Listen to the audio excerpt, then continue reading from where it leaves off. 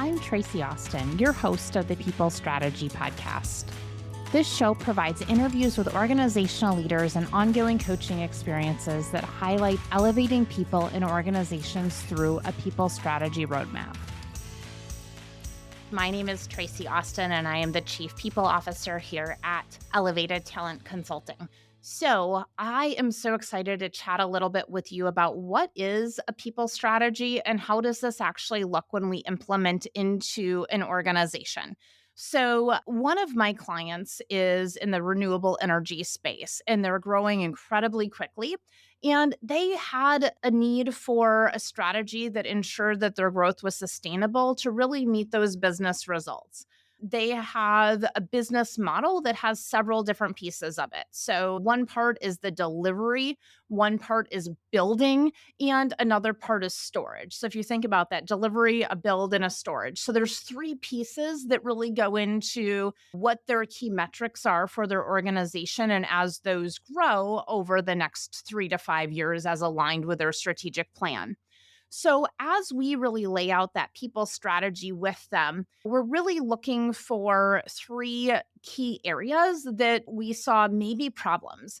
And I just want to pause here for a minute and say one of the questions that I always ask when I'm working with a CEO, anyone on that C suite, and our HR directors, chief people officers, is really looking at and saying, what are all the things that could go wrong? And I really want you to think about that question. So, when we've got a plan in place, we think we have a strategy we're executing. If we can ask the question ahead of time that says, what are all the things that can go wrong? Our brain is fantastic at coming up with all the things.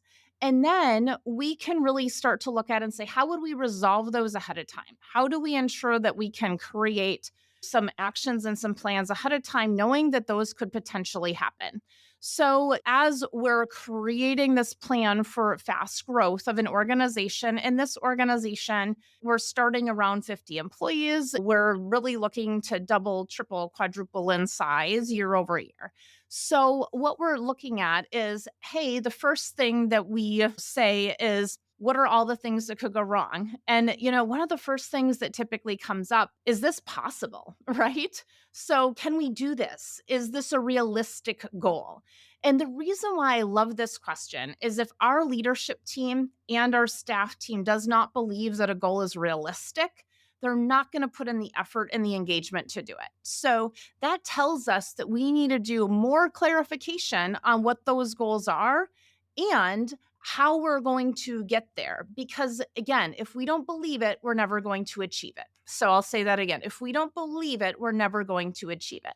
So if an end goal is X number of builds or X number of megawatt hours or X number of storage or X number of hires, right? Whatever that is, if we don't believe that that's possible, we can't get there. So that was really the first thing that we started talking about is this realistic?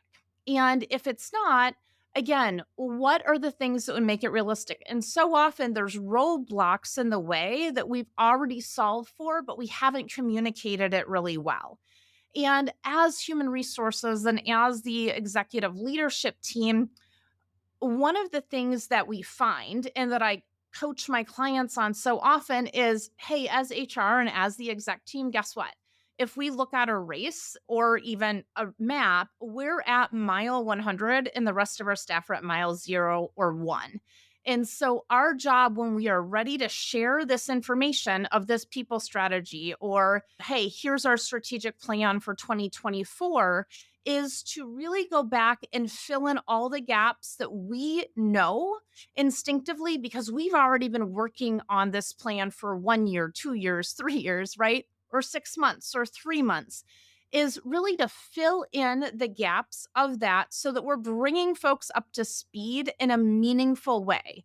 So when we say, hey, this isn't realistic, what was underneath the surface that folks may not have known about is what is the technology we have? What is the pipeline that's already in place? We already have some of the key problems or hurdles already overcome, but it hadn't yet been communicated with the team. So that is that first thing when we're laying out a people strategy roadmap, which is essentially here's the business outcomes we're looking to reach, here's the business strategy that we're aiming for. And guess what? Now we're going to look at who do we need in each role for that? And when are we hiring them? And how are we engaging them to reach those goals? First is they have to believe that they can reach the goal. And we need to make sure we have the right people in the right seat to do that. So we're using predictive index as a key piece of our people strategy to ensure we have the right people in the right roles from that behavioral perspective and from that cognitive perspective. The second piece of this goes right back to the first one is they need to know what winning looks like, and those need to cascade up and down the organization.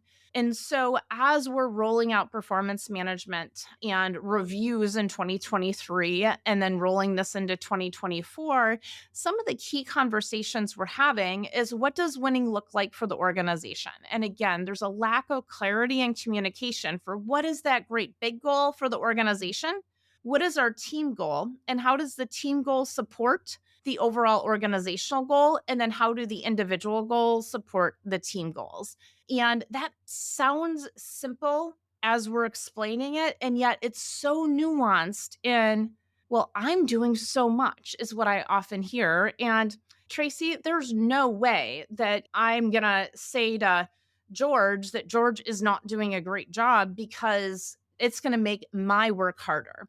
And so this is really where that coaching piece comes in is knowing, hey, where do we need to implement a people strategy of coaching? Where do we need to implement a people strategy of hiring the right people? Where do we need to implement a people strategy, which is we need to ensure that we have the cascading of goals and really turning up the strengths for our folks so that our folks are in the right role for them.